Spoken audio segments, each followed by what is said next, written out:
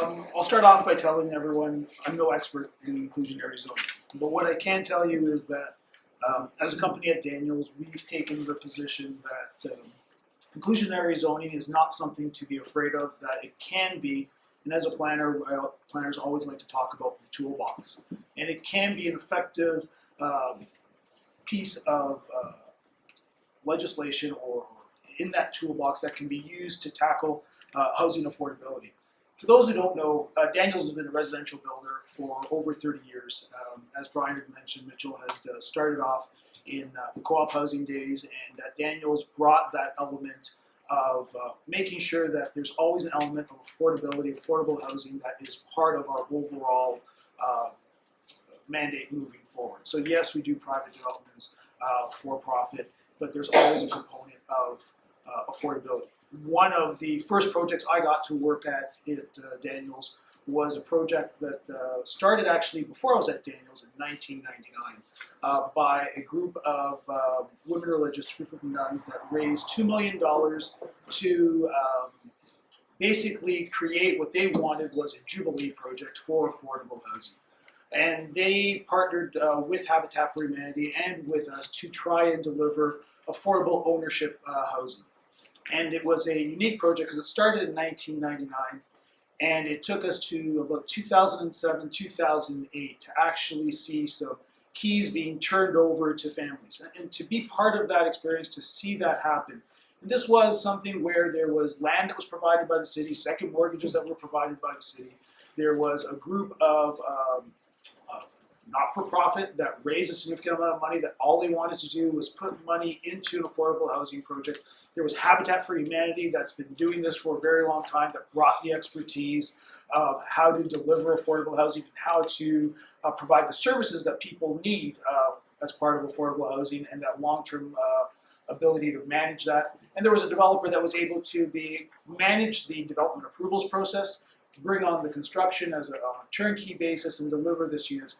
And there was a component of market units. And I can tell you that the 8 market units that were part of the 60-unit subdivision went on sale after people had started to move into the affordable units. And I can tell you that those market units were not discounted out there in the marketplace. They actually sold above what the group thought that they would be able to sell for. So it was one example just of, it's not inclusionary zoning, but in terms of the partnerships and harnessing the strength of those partnerships in terms of looking to create affordable housing. One thing I learned very early on is that affordable housing is not easy and it takes a very long time and you require a number of groups, and there are a number of groups out there that are at it for a very long time to produce all in effect, sometimes very small amounts but very important amounts of affordable housing. So as I mentioned, generally Daniels is in support, and Mitchell and a number of other people for companies are in support of inclusionary zoning. And so the reason that we are is that, back in 1999, there was a phrase that came out of the city of Toronto. It's called housing first.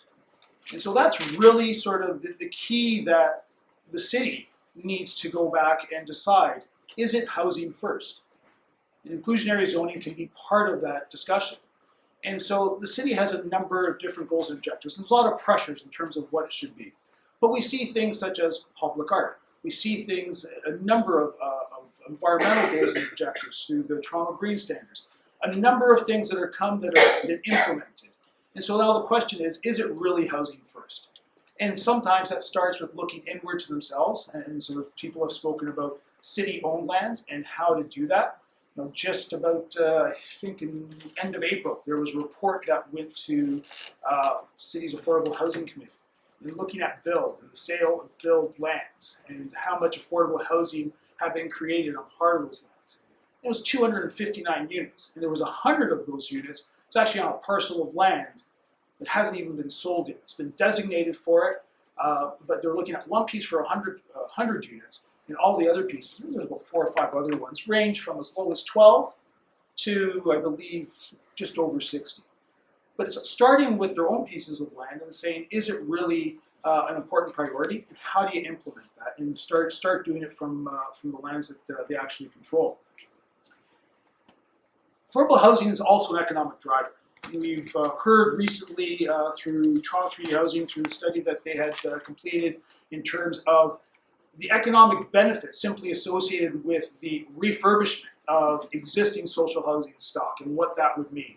We also know from affordable housing point of view is that's where it starts. And there's a number of studies that have been out there that says when people have good housing, it typically leads to other economic benefits. And so that's why it's really important.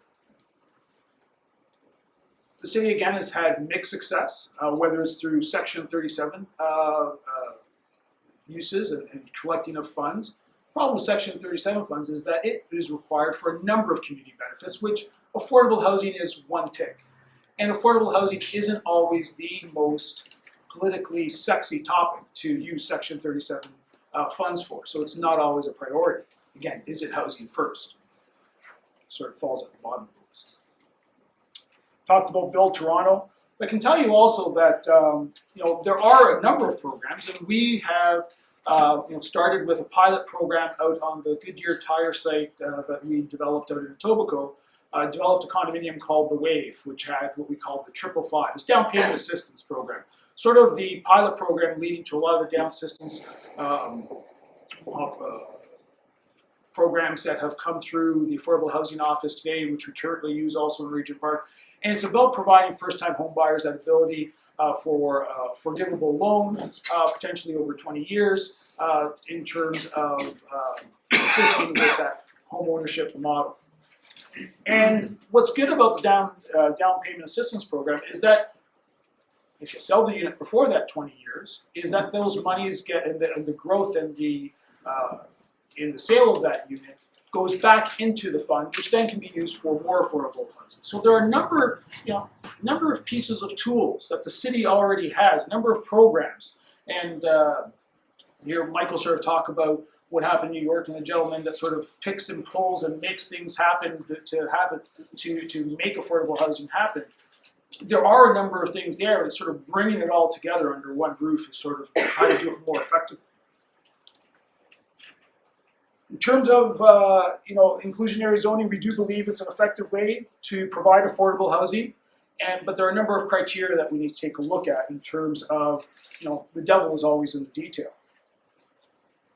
But inclusionary zoning can also provide other benefits. It can also lead to creating mixed income communities and avoid the NIMBYism. Whenever there's an affordable housing project, and I saw it firsthand on this project out in Scarborough, where it was for 60 semi-detached units, and the public would never say it was because it was an affordable housing project.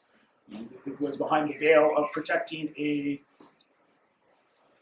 piece of land for environmental purposes, but it was because it was affordable housing. And so by incorporating within the buildings that people live in, and we've seen in Regent Park with the down payment assistance programs in terms of making housing units more affordable, you lose those barriers in terms of this building is affordable or that building is not, is a market building. So providing those units within the building. It also, as Richard had mentioned, provides a level of affordability for what I'll call the shrinking middle class. So for teachers and nurses and other people that have jobs within the city that currently need to commute outside of the city, and making the ability for them to actually live, work, and play within a smaller area and reduce those commute times for them. I'm not saying that this is the bullet that will solve that, but again, it's one of those benefits that comes out of it. The other thing, and developers will generally say that would be against this, but developers are entrepreneurs, and we are city builders. And just like we've adapted to the Greenbelt legislation, just like we have to adapt to legislation that's come into the building code in terms of designing for accessible units, if the policy is written right, if it's all done in a proper manner, we will figure it out, and it will spur entrepreneurship, and it will spur something else that's very important. That collaboration that I talked about in terms of this project out in Scarborough, which is with WRP Neighborhoods, Habitat for Humanity, it's about bringing together, maybe unleashing some of the great talent that we have in the nonprofit sector in terms of what don't they have? They don't have land. They don't have the ability to sort of create the housing, but they've got the ability to find the families, to nurture those families, and to provide the assistance that's needed for those families. And so by making inclusionary zoning, it almost forces developers to look out and seek people that can help in the provision of the affordable housing.